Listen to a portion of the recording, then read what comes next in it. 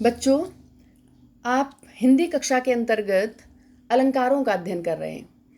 आपने उपमा अलंकार तक पढ़ लिया है। आज हम इस वीडियो में रूपक अलंकार की चर्चा करेंगे। रूपक अलंकार विभिन्न उदाहरणों के द्वारा समझेंगे। तो आइए आरंभ करते हैं। रूपक। उपमा में अभी हमने पढ़ा कि समान गुण धर्म, कोई एक गुण समान होना चाहिए जिसके आधार पर हम समानता बता सकें।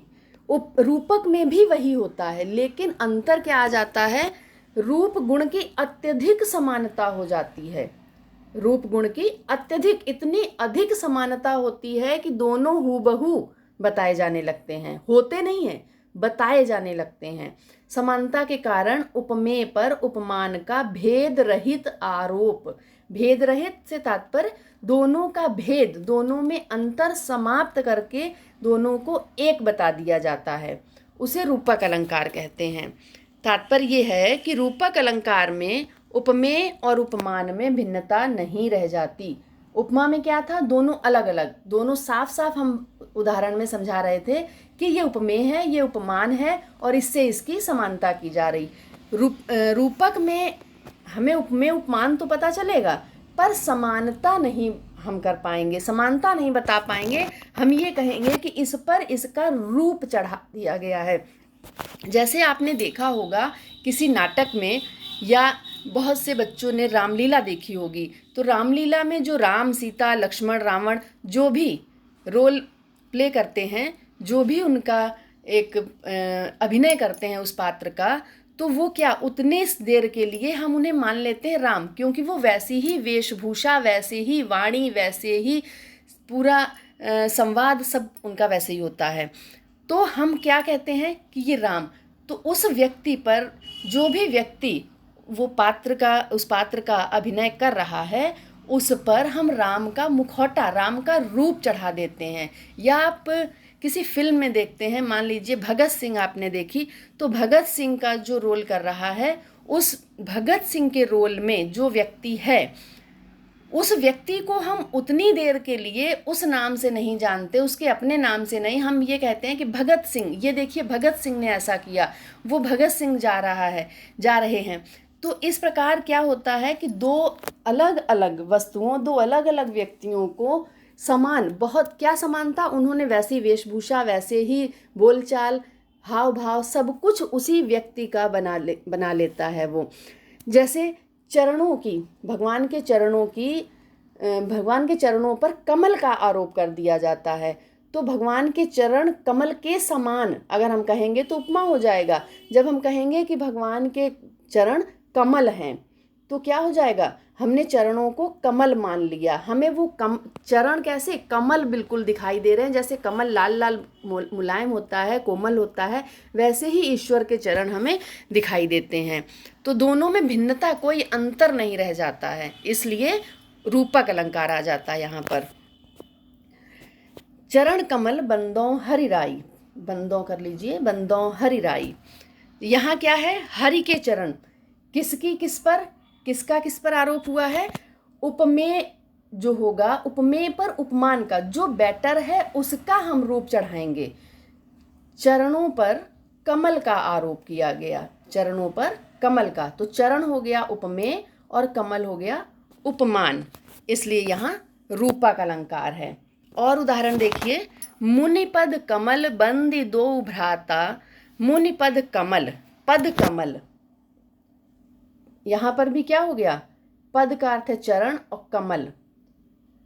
मुनि के, ये रामचरितमानस से ही है, गुरु विश्वामित्र के चरण कमलों की वंदना करके दोनों भाई चले। तो मुनि पद, मुनि के चरण क्या बताए गए, उपमेय है ये।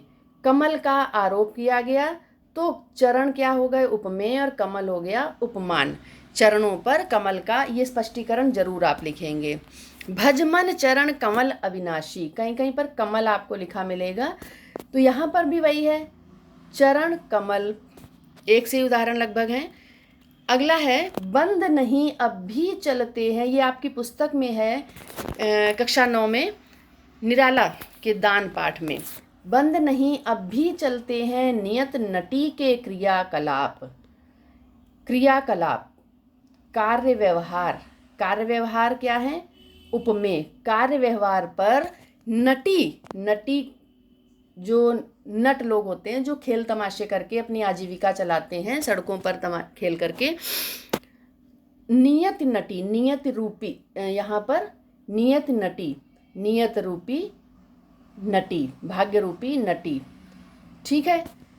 प्रकृति के कार्य व्यवहार और नियत नटी, ये उपमेय और उपमान है।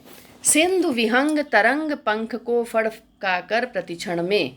सिंधु विहंग, सिंधु रूपी, जहाँ पर भी आएगा वहाँ बीच में डैश लगा होगा रूपक अलंकार में, ये बात ध्यान रखिएगा आप।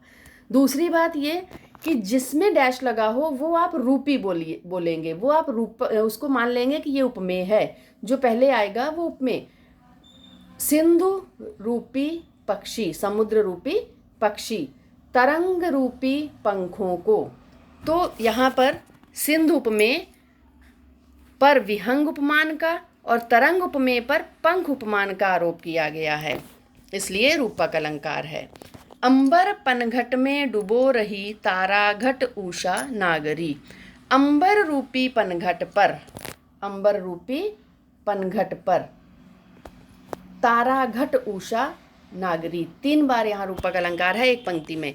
तो अंबर रूपी पनघट, अंबर उपमेय, पनघट उपमान, ताराघट, तारा रूपी घड़े। जो रूपी होगा वो क्या है? वो होगा उपमेय, और जो हमें दिख नहीं रहा, जिसका हम आरोप कर रहे हैं, वो है उपमान, तारा रूपी घड़े, उषा नागरी, प्रातः रूपी चतुर स्त्री। तो यहाँ पर विभिन्न उपमेय और उपमानों का आरोप किया गया है उपमेयों पर, इसलिए रूपक अलंकार है। तो रूपक अलंकार समझ में आ गया होगा। थोड़ा सा अंतर रूपक और उपमा में समझ लीजिए कि जैसे कहा जाए कि सूरज की रोशनी, ये दिया जल रहा है, ये सूरज की तरह जल रहा है।